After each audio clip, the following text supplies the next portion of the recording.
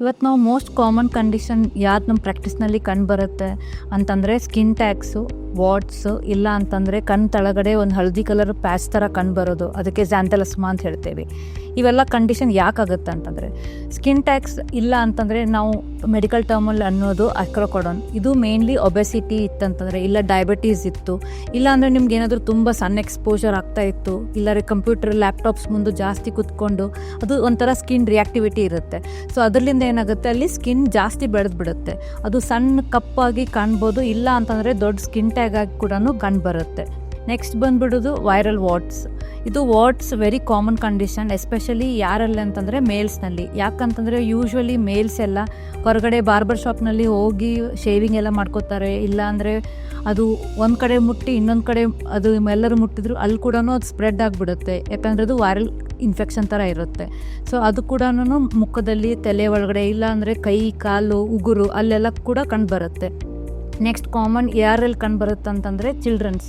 ಯಾಕಂದರೆ ಸ್ಕೂಲ್ನಲ್ಲಿ ಅವರು ಒಂದು ಗುಂಪಿನಲ್ಲಿ ಇರ್ತಾರೆ, ಇಲ್ಲ ಅಂದರೆ ನೆಗಡೆ ಬಂದು ಮೂಗು ಮುಟ್ಟೋದು ಆ ಥರ ಆಗಿ ಅವರಿಗೆ ವೈರಲ್ ವಾಟ್ಸ್ ಆಗೋದು ಭಾಳ ಕಾಮನ್. ನೆಕ್ಸ್ಟು ಮೊಲಸ್ಕಮ್ ಅಂತಂದು ಹೇಳ್ತೀವಿ, ಅದೊಂಥರ ವೈರಲ್ ಇನ್ಫೆಕ್ಷನ್, ಅದು ಕೂಡ ಚಿಲ್ಡ್ರನ್ಸ್ನಲ್ಲಿ ತುಂಬ ಕಾಮನ್ ಆಗಿ ಬರುತ್ತೆ.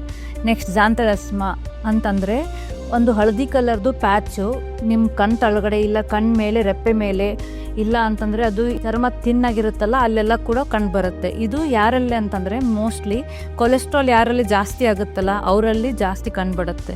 ಸೊ ಅಂಥ ಕಂಡೀಷನಲ್ಲಿ ಇರೋದು ಒಂದೇ ಮೇನ್ ಟ್ರೀಟ್ಮೆಂಟ್, ಅದು radio frequency ablation.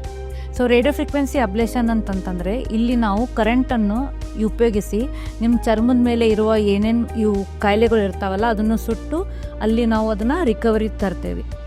So radio frequency ablation mainly ಹೆಂಗೆ ಮಾಡ್ತೇವೆ ಅಂತಂದರೆ ಐದರ್ ಅದನ್ನು ನಾವು ಅನಸ್ಥೆಟಿಕ್ ಕ್ರೀಮ್ ಅಂತ ಹೇಳಿ ಬರ್ತವೆ, ಸೊ ಆ ಕ್ರೀಮ್ ಹಚ್ಚಿ ಒಂದು 45 ಮಿನಿಟ್ಸಿಂದ 1 hour ವೆಯ್ಟ್ ಮಾಡೋಕ್ಕೆ ಹೇಳಿ ಪೇಷಂಟಿಗೆ ನೆಕ್ಸ್ಟ್ ಆ ಪ್ರೊಸೀಜರನ್ನು ಮಾಡ್ತೀವಿ.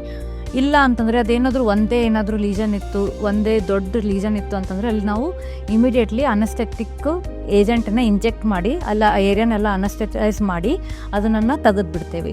ಇದು ಕಂಪ್ಲೀಟ್ಲಿ ಪೇನ್ಲೆಸ್ ಪ್ರೊಸೀಜರ್ ಇರುತ್ತೆ, ಪೇಷಂಟಿಗೆ ಏನೂ ತೊಂದರೆ ಆಗೋದಿಲ್ಲ, ಮತ್ತು ಇಮಿಡಿಯೇಟ್ಲಿ ಡೌನ್ ಟೈಮ್ ಕೂಡ ಇರುತ್ತೆ. ಪೇಷಂಟಿಗೆ ಏನಾದರೂ ಫಂಕ್ಷನ್ಗೆ ಹೋಗ್ಬೇಕಂದ್ರೆ ಇಮಿಡಿಯೇಟ್ಲಿ ಹೋಗ್ಬೋದು, ಏನೂ ಅವರಿಗೆ ಪೇನ್ ಕಿಲ್ಲರ್ ಬೇಕು ಇಲ್ಲ ಅಂತಂದರೆ ತೊಂದರೆ ಆಗುತ್ತಂತ ಆ ಥರ ಏನೂ ಇರೋದಿಲ್ಲ.